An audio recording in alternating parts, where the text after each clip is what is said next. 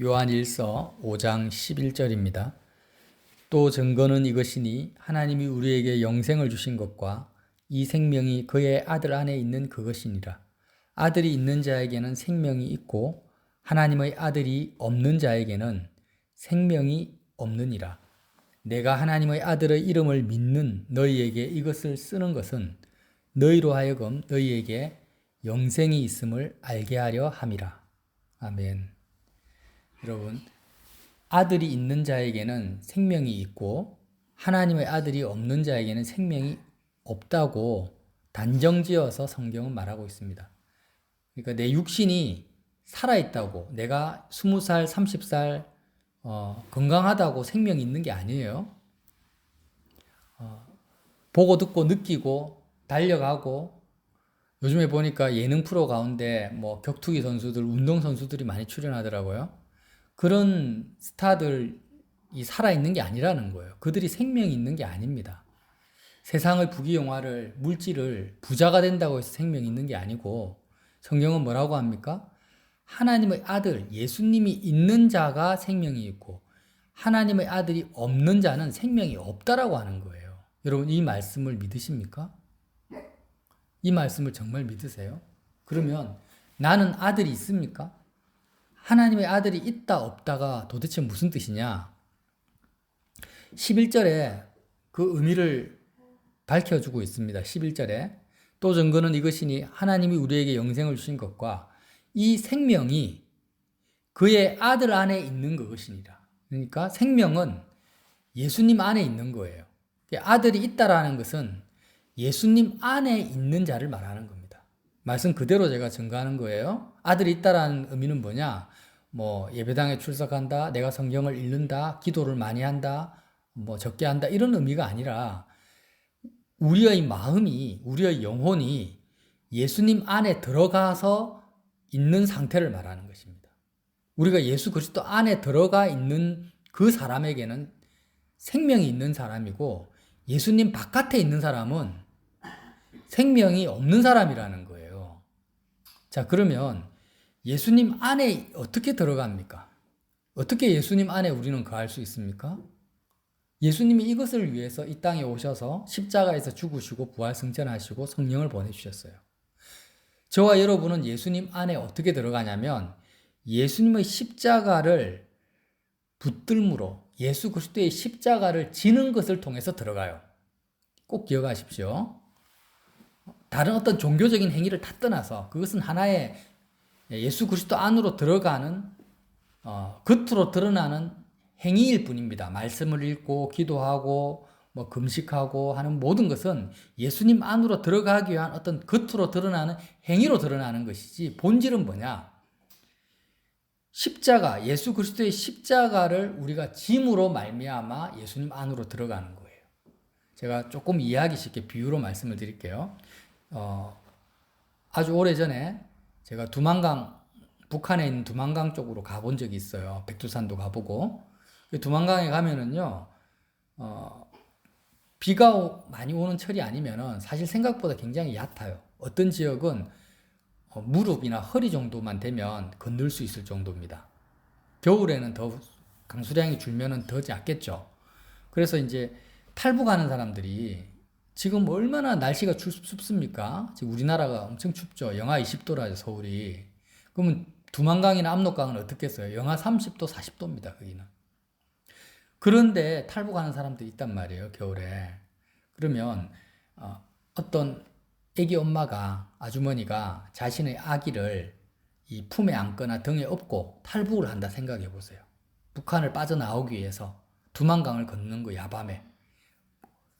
허리까지 잠기는 그런 얼음 뭐 잠기진 않겠네요, 겨울이니까. 어쨌든 그 강바닥에 그 추운 그 강바닥을 건너서 이렇게 탈북을 하는데, 아기가 어디에 있습니까?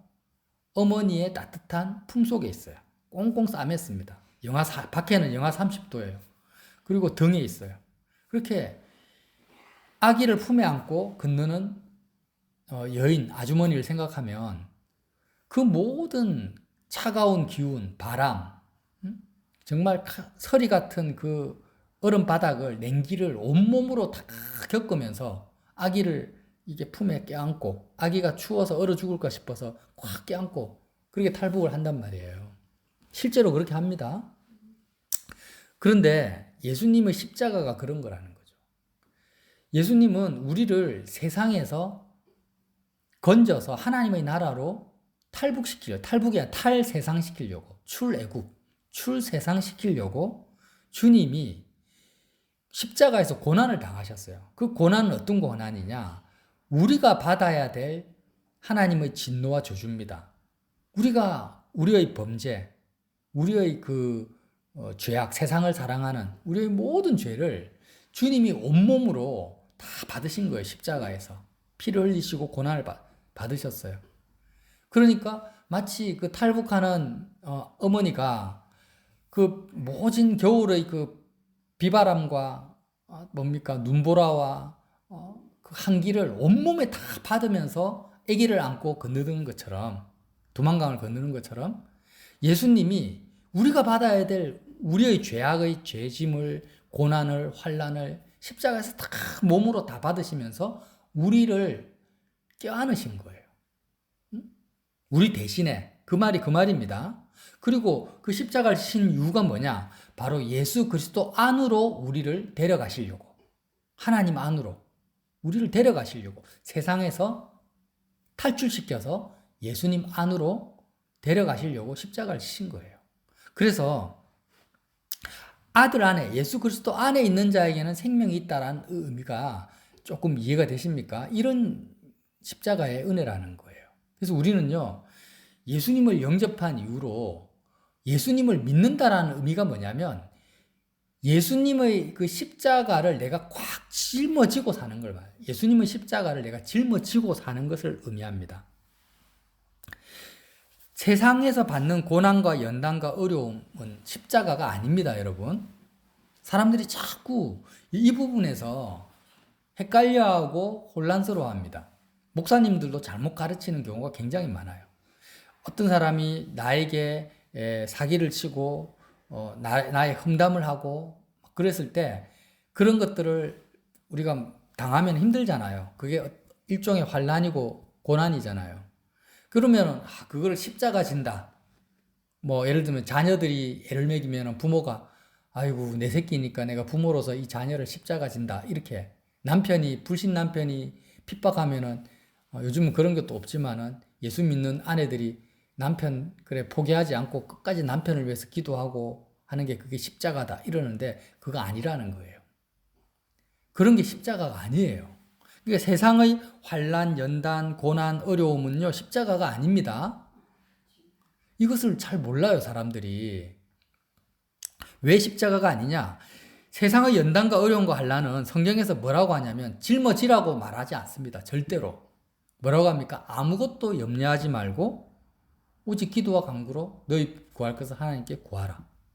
염려하지 말라고 해요. 짊어지라고 안 합니다. 담대하라고 해요. 그것을 껴안으라고 하지 않아요. 내가 세상을 이겼다. 기뻐하라, 감사하라 하죠. 환난이 오지만 기뻐하고 감사해라. 기뻐하고 감사라는 것은 환난의 마음을 담그지 말라는 거죠. 하나님께 마음을 드리라는 거예요. 낙심하지 마라. 오히려 환난 받을 때 즐거워하라. 이렇게 말을 합니다. 그런데 왜 십자가하고 세상의 어려움, 연단을 자꾸 동일시시키는지 모르겠어요. 전혀 성경은 그렇게 이야기한 적이 없는데 십자가를 향해서는 뭐라고 합니까? 짊어지라고 해요. 짊어지라. 붙들으라고 합니다. 성경은 한 번도 환난이나 고난을 붙들으라, 짊어지라 이렇게 말한 적이 없습니다. 성경은 십자가를 자랑하라고 합니다. 선명하게 밝히 보라고 합니다. 십자가만을 알기만 작정했다고 합니다. 오히려 바울은요. 고린도전서 2장 2절에 뭐라고 합니까? 예수 그리스도와 그가 십자가에 못 박히신 것 외에는 아무것도 알지 않기로 작정했다. 성경 어디에 고난과 환난만을 알기로 작정했다라는 말이 있습니까? 전혀 다른 말이거든요. 십자가는 하나님의 능력이라고 합니다. 고린도전서 1장 18절에 십자가의 도가 멸망하는 자에게는 미련한 것이요 구원을 받는 우리에게는 하나님의 능력이다. 자, 그러니까 예수님 안으로 들어가려면은 반드시 우리에게는 뭐가 주어져야 하면 자기의 십자가가 있어요. 내 십자가. 갈라디아서 누가복음 9장 24절에 예수님이 말씀하십니다. 누구든지 나를 따라오려거든 자기를 부인하고 날마다 제 십자가를 지고 나를 따를 것이니라. 누구든지 제 목숨을 구원하고자 하면 잃을 것이요 누구든지 나를 위하여 제 목숨을 잃으면 구원하리라. 이 무슨 말씀입니까? 자기 목숨을 구원하고자 하면 어디에서? 세상에서 구원하고자 하면. 예수님은 나를 십자가를 통해서 나를 껴안고 세상을 탈출시키는 거예요. 세상에 대해서 죽게 만드시는 거예요. 그런데 세상에 대해서 죽고 싶지가 않아. 이 땅에서 뭔가를 잘 먹고 잘 살고 싶고 이 세상에서 이루고자 하는 꿈과 야망이 너무 많아. 자기 목숨을 잃어버리는 것을 싫어해요. 누구든지 이렇게 자기 목숨을 세상에서 구원하고자 하면 어떻게 된다고요? 잃어버릴 것이다. 예수 그리스도 안으로 못 들어간다라는 거예요. 생명은 예수님 안에 있는데 자기 목숨을 구원하고자 하면은 예수님 안으로 못 들어간다. 살고자 하면은. 이해가 됩니까? 우리가 예수님의 십자가를 붙든다라는 것은 예수님 안에서 세상을 예수님 안에 들어가서 예수님이 구원의 방주잖아요. 여러분 한번 생각해 보십시오. 탈출하는 기차가 있잖아요. 기차가 있다. 어떤 핵폭탄이 터졌는데 아니면 태풍이 막 부는데 허리케인이 오는데 그 지역을 탈출하는 기차가 있어요. 내 힘으로는 탈출이 안 돼. 그러면 그 기차, 구원의 기차에 내 몸을 실으면 탈출이 되잖아요. 그게 십자가라는 거예요. 하나님의 심판이 이 땅에는 예정이 되어 있어요. 진노와 심판이. 그러면 이 세상에서 내 마음이 빠져나가는 거예요. 세상에 대해서 죽는 거예요. 근데 내가 거기서 벗어날 수가 없어. 내가 그 모든 나에겐 능력도 없고 의도 없고 아무것도 없어요. 그래서 주님이 십자가에서 내가 받아야 될 하나님의 진노와 심판과 저주를 다 받으시고 나는 이제 구원의 방주 대신 예수님 안에만 있으면 된다. 그 예수님 안에 내가 꽉 붙들고 예수님 붙들고 세상을 탈출하는 그 길이 뭐냐면 십자가라는 거예요. 그래서 그 십자가를 내가 꽉 짊어지고 놓지 않고 있는 상태가 뭐냐? 예수님을 믿는 거. 그게 예수를 믿는 거라는 거예요. 잠시 잠깐이라도 내가 십자가를 놓친다라는 건 뭐냐? 내가 예수님을 떠난다라는 거예요. 육체로 오신 예수님을 내가 잊어버리는 겁니다. 부인하는 거와 마찬가지예요. 효과가 그렇게 나타난다라는 거예요. 그래서 우리는요, 예수님을 믿는다 할 때 반드시 기억해야 됩니다. 세상의 환난이나 어려움이 아니다, 십자가는. 그게 아니고, 오히려 내가 받아야 될 환난과 어려움과 내 죄로 인한 고통은 예수님이 다 받으시는 것이 십자가라는 거예요. 예수님이 다 받으시고 나는 뭐만 하면 되냐? 그 예수님 붙들고 내 마음이 예수님과 함께 세상에 대해서 죽은 자라는 그냥 거저 먹으면 돼. 죽음의 고난을 안 당하고 고난은 예수님이 당하시고 나는 그 열매만 얻어먹는 거예요. 그게 자기 십자가예요. 그래서 내가 예수님 안에서 예수 그리스도의 십자가를 짊어진다라는 것은 예수님의 은혜를 붙든다라는 것, 예수님의 공로를 붙든다라는 것하고 똑같은 의미입니다. 아멘. 그리스도의 공로를 내 것으로 내가 붙드는 거예요. 아멘. 단지 내 마음속에 이 세상에 대한 미련을 버려야 됩니다. 세상을 떠나는 거니까. 몸은 세상에 있지만 마음은 세상에 대해서 죽는 거예요. 그게 십자가예요. 예수님과 함께. 그렇게 세상을 빠져나가서 세상에 대해서 죽는 거예요. 이게 뭐냐? 누구든지 나를 위해서라는 말은 예수님 안에 들어가기 위해서. 똑같은 의미입니다. 누구든지 나를 위해서, 내 안에 들어오기 위해서 자기 목숨을 잃으면 나의 십자가를 붙들고 나의 십자가를 자기 십자가로 각자의 십자가로 붙들고 그렇게 세상에 대해서 죽으면 어떻게 된다고요? 구원하리라. 오늘 말씀 똑같은 말씀이죠. 아들이 있는 자에게는 생명이 있다. 아들이 없는 자에게는 생명이 없다라는 거예요. 그래서 그렇게 마음이 세상에 대해서 죽으면은 우리가 죽는 것으로 끝나는 것이 아니라 영원한 생명, 영생을 그때부터 실제로 누리는데 이 영생의 실체가 뭐냐면 하나님의 아버지입니다. 하나님 아버지. 영생 따로 하나님 아버지 따로가 아닙니다. 하나님 아버지 자체가 영원한 생명이에요. 네. 예수님 안으로 들어가서 하나님 아버지를 만나고 느끼고 경험하고 아버지의 품에 안기면서 그 자체가 영생이고 천국이에요. 아멘. 그러니까 예수 그리스도 안에 있으면은 우리의 마음속에는 두 가지가 우리 마음속에 자리 잡게 되는데 세상에 대한 죽음과 영원한 생명, 이게 같이 들어오는 거예요. 같이. 세상을 살다가 세상의 허무와 절망, 마음이 세상에 대해서 죽는 사람들이 있어요. 예수 안 믿어도. 살고 싶은 의욕이 없는 사람들이 있어요. 그런 세상의 허무와 절망을 만나면 사람들은 어떻게 합니까? 자살하거나 우울증에 걸리거나 둘 중 하나죠. 그러나 예수님의 십자가는 세상의 허무와 절망을 통과합니다. 세상에 대해서 죽어요, 내 마음이 실제로. 그런데 거기서 끝나는 것이 아니라 영원한 생명을 발견하는 거예요. 하나님 아버지가 영생임을 발견하는 거예요. 이 두 가지가 세상에 대한 죽음과 하나님 아버지가 생명이라는 것을 함께 내 마음속에 체감되어지는 것이 뭐냐? 그리스도 예수 안에 있는 상태라는 것입니다. 이 상태에서는요, 이미 세상에 대해서 죽었으니까 욕심이나 야망이나 시기나 질투나 탐욕이 생길 수가 없죠. 오히려 하나님이 내 마음을 채우니까 마음의 기쁨과 만족이 안 생길 수가 없는 상태라는 거예요. 네. 그래서 이 진리를 사도 바울이 발견하고 나서 뭐라고 합니까? 내게는 갈라디아서 6장 14절에 우리 주 예수 그리스도의 십자가 외에는 결코 자랑할 것이 없으니 그리스도로 말미암아 세상이 나를 대하여 십자가에 못 박히고 내가 또한 세상에 대하여 그러하리라. 그러니까 이 진리를 알고는요, 바울은요, 십자가를 1분 1초도 놓지 않고 십자가 외에는 다른 것은 알지 않기로 작정했고 십자가만을 자랑한다는 거예요. 너무 좋으니까. 다시 한번 할게요. 갈라디아서 6장 14절에 내게는 사도 바울, 나 자신에게는 우리도 마찬가지입니다. 우리 주 예수 그리스도의 십자가 외에는 결코 자랑할 것이 없습니다. 왜요? 십자가는 세상에 대해서 죽었으니까 자랑할 것이 없죠. 십자가 붙들면은요, 세상에 대해서 자랑할 것이 없어져야 되는 거예요. 아멘.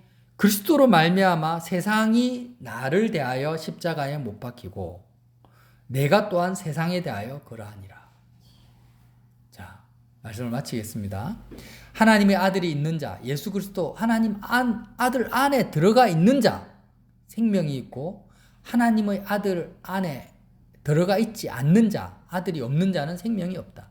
내가 하나님의 아들의 이름을 믿는 너희에게 이것을 쓰는 것은 너희로 하여금 너희에게 영원한 생명이 있음을 알게 하려 함이라.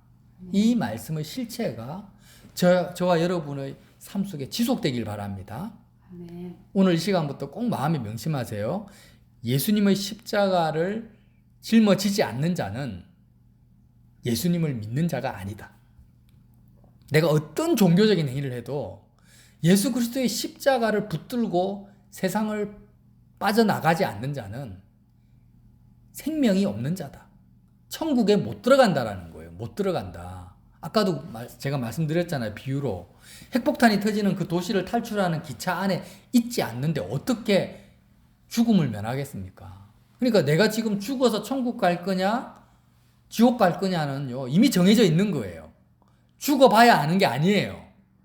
지금 내가 구원 열차 대신 세상을 빠져나갈 수 있는 유일한 그 십자가, 그리스도의 십자가의 의미를 제대로 알고 그 십자가를 짊어지고 살고 있다면 나는 구원의 방주 대신 예수님 안에 있는 것이고 죽어도 천국에 가는 자입니다.